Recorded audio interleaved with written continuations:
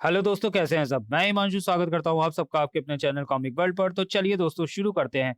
राज comics में नागराज और super commando ध्रुव का मल्टी स्टारर कॉमिक विशेषांक नेगेटिव्स का दूसरा भाग। प्लान अभी तक ही अच्छा है। इससे पहले कि रुका हुआ ट्रैफिक वापस चलना शुरू हो जाए, काम खत्म कर लें। गार्ड की पॉकेट से चाबियां निकाल। बैंक वैन लूटने का प्लान फूल प्रूफ था, पर उतने ही फूल प्रूफ थे सिक्योरिटी के इंतजाम। इस पर तो इलेक्ट्रॉनिक लॉक लगा है। इसको सिर्फ कंपनी के ऑफिस में बैठे लोग ही खोल सकते हैं। टोडी के पास उस कोड का भी तोड़ है। ये ले, उड़ा दे लॉक को। इम्प्रेसिव। तैयारी पूरी है। तुम लोग काम के लगते हो। अब मुझे मेरी मंजिल तक तुम लोग ही पहुंचाओगे। कौन हो तुम? वह कंपनी जिसके लिए आज से तुम लोग काम करोगे, और वह भी सिर्फ एक बार। मैं कहां पर हूं? अरे कोई है? मुझे जाने दो। मैंने कुछ नहीं किया है। अरे मुझे कहां फंसा दिया है? जमीन पोली क्यों हो रही है? अरे अरे, मैं इसमें धंस जाऊंगा। मम्मी। तो तुम तुम तो मर गई थी। मरकर भूत बन गई हो क्या? मरना ही पड़ा। मरती नहीं तो तिरंगा मेरा पीछा नहीं छोड़ता। अब समय तेरी परछाई की मौत का है। ये ये तो तेरी ही परछाई है। मुझसे मेरी परछाई ही तो बनेगी ना। फिर वह कहाँ है? कहाँ जा सकती है? तिरंगा। वह एकाएक उग्र के उठा था। यानी अब वह तिरंगा के साथ लग गई है। तिरंगा के साथ, पर कौन? यह तुम समझ नहीं पाओगे। पर इतना समझ लो कि तुमने शिप को जो कालिमा में गायब होते देखा था, वह सच था। क्योंकि मैं भी गुप्त रूप में उसी शिप में थी। जो चीज मैं ले जा रही थी वह बेशकीमती सैटेलाइटों के उन पुर्जों से कई ज्यादा कीमती थी, जो शिप से भारत लाए जा रहे थे। मैं उसे लेकर हिंदुस्तान आ रही थी, एक खास शख्स के पास। मैं इतनी सिक्योरिटी का खर्चा वहन नहीं कर सकती थी, तो मैंने फटाफट उस शिप में हेल्पर की नौकरी ले ली। और शायद यही मैंने गलती की। पर वह बेशकीमती चीज थी क्या? और आप उसको किसके पास ले जा रही थी? वेदाचार्य धाम महानगर। एक ऐसे शख्स के पास जिसका अंधेरे से बहुत गहरा नाता है। क्या हुआ दादाजी? आपकी तबीयत कुछ ठीक नहीं लग रही? डॉक्टर को बुलाऊं? आज विक्रमी संवत का पहला दिन है। हर वर्ष के पहले दिन में अपने तिलिस्मी काल पात्रों के द्वारा पूरे वर्ष की गतिविधि को पढ़ता हूँ। ये तो मैं बचपन से देखती आ रही हूँ। और आपका अनुमान कभी गलत नहीं हुआ। मौसम विभाग वाले तक छिप छिप कर मुझे फोन करते हैं, और मैं उनको आपके द्वारा बताया गया मौसम का अनुमान बता देती हूँ। पर इस बार आपका अनुमान क्या कह रहा है? अंधकार। मैं कुछ देख नहीं पा रहा हूँ। इस बार संसार का भविष्य अंधकार में डूबा हुआ है। अंधेरा संसार को अपने आगोश में ले लेगा। शैतान राज करेगा। लेकिन ये अंधकार छाएगा क्यों? सूर्य फट पड़ेगा या कोई महाग्रहण लगेगा? कोई तो कारण होगा इस अंधकार का। कारण नहीं, अनुमान है। पर वह विश्वसनीय भी है और कल्पनीय भी। अब पता नहीं वह कारण है या निवारण। पर मैं केवल इतना ही देख पाया हूं कि पर इसमें तो कुछ भी नहीं है। देखती रहो। कारण यही है। यह तो कहना मुश्किल है, परंतु यह निश्चित है कि अंधकार का केंद्र बिंदु यही होगा। नागराज। ई पता करना होगा कि नागराज इस वक्त है कहां पर। सिर्फ इतना ही नहीं भारती, उसको ऐसे किसी जाल में फंसने से रोकना भी होगा। पर पता नहीं होनी से हम लड़ भी पाएंगे या नहीं। यह होनी नहीं संकेत है दादाजी। और इसको होनी या अनहोनी होने देना अब फेसलेस तय करेगा। जो आज से 10 साल पहले तक एक अनहोनी थी, दोस्तों, वह आज होने जा रही थी। क्योंकि यह काम भारत को उन विकसित देशों ने खुद सौंपा है जो आज तक अंतरिक्ष में रॉकेट एवं उपग्रह प्रक्षेपण के माहिर माने जाते हैं। कल श्री हरिकोटा से 5 रॉकेट एक साथ छोड़े जाएंगे, जो 5 विकसित देशों की 5 अति उन्नत सैटेलाइट्स को कक्षा में स्थापित करेंगे। और इनको पृथ्वी के 5 महाद्वीपों के ऊपर 36,000 किलोमीटर की ऊंचाई पर स्थापित किया जाएगा। ये पांचों सैटेलाइट आम सैटेलाइट नहीं है। यह सैटेलाइट्स का एक समूह है, जो एक दूसरे से डाटा लेकर अपना काम करेंगे। पर यह काम होगा क्या? पर वह काम होगा क्या सर? मैं उसी पर आ रहा हूँ। यह सैटेलाइट ग्रुप पूरी पृथ्वी की जलवायु का अनुमान लगाकर अल्ट्रासोनिक मैग्नेटिक वेव्स और लेजर बीम की मदद से तूफानों को नियंत्रित करेगा।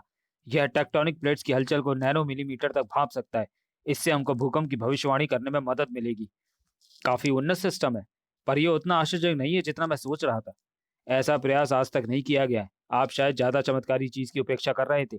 खैर, मैं आप सबको परसों शाम 4 बजे फिर आमंत्रित करता हूँ। 5 सैटेलाइट्स के सामूहिक लॉन्च को सजीव देखने के लिए धन्यवाद। चमत्कारी। अभी ये चमत्कारी सेट 5 को चमत्कारी ना ही समझे तो बेहतर है। इनको भनक तक नहीं लगनी चाहिए कि सेट 5 के लिए सारे काम तो मामूली हैं। उसका असली काम तो पूरी पृथ्वी के ऊपर एक ऐसा मैग्नेटिक नेट बना देना है जो सूर्य की हानिकारक किरणों के अलावा उल्काओं तक को रोक सकता है। फिर ये हम तय करेंगे कि धरती पर क्या आएगा और धरती से क्या जाएगा। नॉर्वे से यूरोपियन यूनियन की सैटेलाइट के पार्ट्स कड़ी सुरक्षा के बीच में कांडा पोर्ट पर आ गए हैं। अब वहां से उनको कड़ी सुरक्षा के बीच में एक स्पेशल ट्रेन से ले जाया जा रहा है। यहाँ से जो सैटेलाइट छोड़ी जाएगी उनमें से 3 आ चुकी हैं, बाकी तो ट्रेन से आ रही हैं। सुरक्षा पूरी चुस्त है ना? एकदम। आप ऐसा क्यों पूछ रहे हैं? कुछ शक है आपको? नहीं, नॉर्वे का शिप सुना था गायब हो गया था। आप एक सिरफिरे मामूली घाट पर यकीन कर रहे हैं? ऐसा ना कुछ हुआ था और ना कुछ होगा। ट्रेन अपने गंतव्य पर सुरक्षित और समय से पहुंच जाएगी। ट्रेन पर हमारे जाबाज आर्मी कमांडोज पूरे साजो सामान के साथ तैनात हैं। ऐसा है क्या इस सैटेलाइट में जो इसको आर्मी सुरक्षा की जरूरत पड़ गई? यह यूरोपियन कॉन्फेडरे कॉन्फेडरेशन की सैटेलाइट है। हमारी सरकार कोई चूक नहीं चाहती। ठीक है, समझ गए। पर इस सैटेलाइट के लिए हमला करेगा कौन? वाह! ये क्या है? ये तो साफ साफ हम पर हमला लगता है। ब्रेक लगाओ और अलर्ट कर दो सबको। किसकी मौत आई है जो आर्मी से टक्कर लेने की जरूरत कर रहा है? ये क्या भला है? जमीन के अंदर से निकल रहे हैं। मुझे तो ये भूत लगते हैं, पर भूत सैटेलाइट्स पर हमला क्यों करेंगे? ये जरूर एलियन होंगे। ये भला और क्या हो सकते हैं? तुम्हारी मौत। हथियार डाल दो और हमें अपना काम करने दो। हम भारतीय सैनिक हैं। मौत से खेलना ही हमारा काम है। चलो, तुमसे भी खेल लेते हैं। खेलने खिलाने का वक्त नहीं है हमारे पास। ये क्या? हमसे टकराओगे तो मुंह पर कालिक पुज जाएगी। इसको सिर्फ चेतावनी समझो। अगर अभी भी हमला जारी रखा तो तुम्हारा भी वही अंजाम होगा जो तुम्हारी गोलियों और बमों का हुआ है। बाहर हमला हो रहा है। हमें बाहर जाना चाहिए सर। नहीं, अगर हम भी बाहर चले गए तो यहाँ सुरक्षा कौन करेगा? पर हमारे सैनिकों को मदद की जरूरत पड़ सकती है सर। और अगर हमने उनको मदद नहीं दी तो फिर उनकी मदद करेगा कौन? कौन है जो अपनी हत्या का इल्जाम मुझे गिफ्ट में दे रहा है? कोई कुत्तों के साथ आया है, कुत्तों की मौत मरने। एक मिनट, कुत्ते से याद आया, ये तो ढोका है, मुंबई का कसाई। पर पर ये यहाँ पर कैसे आ गया? डोगा। इसी के कारण तो हमारे इलाके में हमारे कॉम्पिटिटर्स की तादाद बढ़ गई है। सब इसके इलाके को छोड़कर दूसरे इलाकों की तरफ भाग रहे हैं। हाँ, हमारे कई भाई बंधु इस कुत्ते सी सूरत वालों से डरते हैं। और ये तो है भी कुत्ता। और अब ये मरेगा भी कुत्ते की मौत।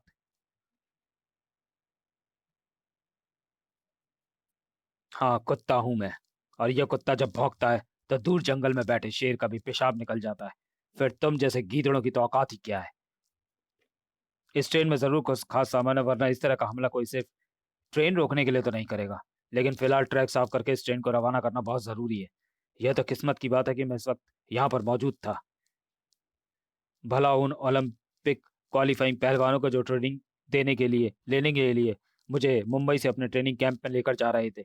लो, अब ये रेल फाटक बंद हो गया। 10 मिनट का रास्ता बचा था। यार, अपना बैड लक ही खराब चल रहा है, वरना ये कुत्तों की फौज मुंबई से ही हमारे पीछे न लगी होती। अबे, कुत्ते तो हैं पर ये बदलते जा रहे हैं। वरना खुद सोचो, मुंबई से कोई कुत्ता भागता हुआ यहाँ तक आ सकता है क्या? क्यों सूरज सर? हो भी सकता है, कई कुत्ते बड़े ढीठ होते हैं। ये धमाका कैसा? यह बाहुबलियों का इलाका है सर जी। ऐसे धमाके तो यहाँ होते रहते हैं। अरे, आप कहाँ चले? जरा कुछ धमाके मैं भी फटाफट कराऊं। हा हा हा, पेट खराब लगे हो? पेट खराब लगे हो? आओ सर जी, जाओ, कराओ धमाके। धमाक! लो, ट्रैक तो लगभग साफ हो गया है। ड्राइवर साहब, भगा लो ट्रेन को। अरे, ड्राइवर कहाँ गया? हमको तो झेल गया, पर तुझे देखते ही भाग खड़ा हुआ। सोच, वह तुझे मरता हुआ देखता तो कितना खुश। ब्लास्ट! दोबारा लोड। 100 बाजी की और एक फौजी की। दोबारा लोड कर लें सर। 3 और बचे हैं। एक को मैं उड़ाता हूँ और दूसरे को आप संभालो। उड़ा इया! अब तेरी बारी। ये ये मरकर सैनिक के पीछे फिर से कैसे प्रकट हो गया? ये चीज क्या है? हम परछाई हैं। तू हमें नुकसान नहीं पहुंचा सकता, पर हम तुझे चूर चूर कर सकते हैं। कोई ना कोई कमजोर नस तो होगी इनकी। डीजल में नहा गया है, सत्यानाश। कमबख्त, इंजन की काली परछाई में डीजल का तालाब नजर ही नहीं आया। ये परछाई में रहते हैं और परछाइयों से ही पैदा होते हैं। यानी मुझे परछाई से बाहर निकलना होगा। तू मरने के पहले असलियत जान गया, बधाई हो। अब तू कम से कम चैन से मरता हो। उफ। तो अब तेरे लिए दोस्त तेरे लिए अपनी जान दे रहे हैं। बड़ा कायर है तू। अपनी जान बचाने के लिए दूसरों की जान दांव पर लगा रहा है। पर कब तक बचेगा? जब तक तेरी परछाई रहेगी हम तेरे पास मंडराते रहेंगे। अब तेरी परछाई तेरी मौत बनेगी। कुछ भी कर ले, अपनी परछाई को मिटा तो पाएगा नहीं तू। उफ। परछाई तो परछाई में जाकर ही मिट सकती है, और जहां परछाई पहले से ही होगी वहां पर इन्हें आने से कौन रोकेगा? परछाई मिटानी ही होगी। भाग। डोगा को सूरज डोगा को सूरज बनना ही होगा। बन गया डोगा सूरज। अब मेरी परछाई कहीं नहीं है, पर अब मैं बन गया हूं तुम सबकी मौत की परछाई।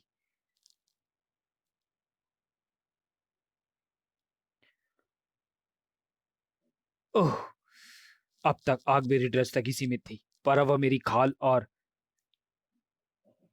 वैसे तो ये डीजल की आग है, पर डीजल की परत जल चुकी है। अब पानी तुम्हारी आग को बुझा देगा। आह। धन्यवाद गार्ड साहब, आपने बचा लिया आज।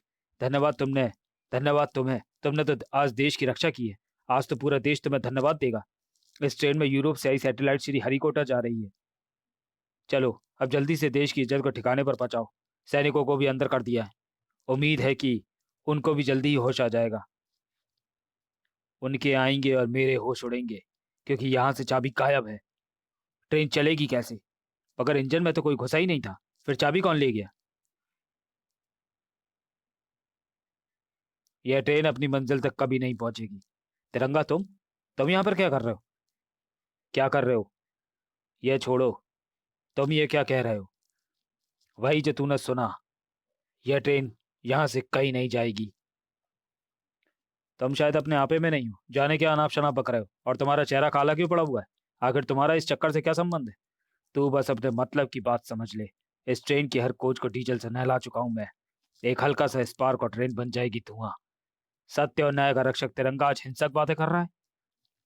इस ट्रेन में सैटेलाइट से तिरंगा और उपग्रह ट्रेन नहीं होते कि आज नहीं नहीं तो कल चले जाएंगे। इनको सही समय पर सही जगह पर पहुंचना है। पर तेरा दिमाग शायद सही जगह पर नहीं है। यह भी अपनी जगह सही जगह पर ही है। डोगा और तिरंगा तो लात घूंसों की भाषा बोल रहे थे, पर दोनों की परछाइयां भी गुपचुप धमकियां दे रही थी। बहुत हो गया तेरा खेल। तुझे ये समझाना ही होगा कि मुझे रोकना अपनी सांसों को रोकने के बराबर है। सांस इंसानों के शरीर में पहुंचते ही इंसानों जैसी सोच पैदा हो गई तुझमें। कमजोर पड़ रही है तू। अब यहां से तू और आगे नहीं बढ़ पाएगी। ये तेरा ख्वाब है। मैं भी आगे जाऊंगी और मेरे साथ तू भी आगे जाएगी, पर मेरी गुलाम बनकर। वैसे एक बात के लिए मुझे तेरा धन्यवाद देना पड़ेगा। तूने मुझे वह रास्ता दिखा दिया जिस पर कभी कांटे हो ही नहीं सकते, क्योंकि ये कांटे हटाने वाले अब मेरे साथ चलेंगे। इनको होनी का अगर जरा सा भी आभास होता तो इन पर काबू कर पाना असंभव था। पर शुक्र है कुछ समझ पाने से पहले ही ये हमारे हो गए। अब हमारे सामने कोई नहीं टिक पाएगा। केशनी का वापस ना आना खतरे की चेतावनी लग रही है। खतरा तो सामने आ चुका है। यामिनी अपने महल से लापता है। उसकी शक्तियां ना जाने कैसे जागृत हो गई। डार्क स्फीयर्स उस वक्त शिप में ही थे। जैसे जैसे हम शिप अपने नजदीक लाते गए, यामिनी ने अपने नजरबंद महल में ही उनसे संपर्क करके शक्ति लेनी शुरू कर दी होगी। यानी जब तक जहाज यहाँ तक आया यामिनी शक्तियां लेकर आजाद हो चुकी थी। हमारे जैमर्स उस शक्ति को यामिनी तक पहुंचने से रोक पाने में नाकाम रहे, और हमारे शिप को स्कैन कर पाने से पहले डार्क स्फीयर्स लेकर वह गायब हो गई। यही लगता है। पर इससे यह बात अभी भी स्पष्ट नहीं होती कि केशनी वापस क्यों नहीं आई। यह भी स्पष्ट नहीं है कि वे स्फीयर्स किसके पास हैं। केशनी के पास हुए तो हम निपट लेंगे, पर अगर वे यामिनी के पास हुए तो डराओ मत। करना क्या है ये बताओ। हम दो टीम बनाएंगे, एक केशनी को ढूंढने के लिए और दूसरी यामिनी के लिए। केशनी के लिए तो लेवल एक्स की टीम पर्याप्त है, पर यामिनी के लिए मैं खुद जाऊंगा। आप स्थिति अभी इतनी खराब नहीं लग रही कि आपके जाने की आवश्यकता पड़ जाए। सेना नायक अंडमान और आप चले गए तो यहाँ का शासन कौन देखेगा? जाना तो पड़ेगा ही, वरना नाक कट जाएगी हमारी। आखिर यामिनी हमारी मंगेतर है। क्या कहेंगे सारे निगेटिव्स?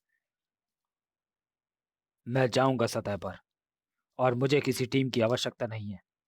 लेडीज एंड जेंटलमैन, हम 15 मिनट में राजनगर एयरपोर्ट पर लैंड करेंगे। कृपया, कहीं मुझे इंग्लैंड से यहाँ पहुंचने में देर तो नहीं हो गई? कहीं उन लोगों ने जो कहा था वह सच तो नहीं हो गया होगा? खुशामदीद डॉक्टर योको, हमारा काम हुआ, हमारा काम हुआ। तो चलिए दोस्तों, वीडियो को यहीं समाप्त करते हैं और मिलते हैं नेगेटिव्स के तीसरे भाग में अगले वीडियो में। तब तक के लिए धन्यवाद।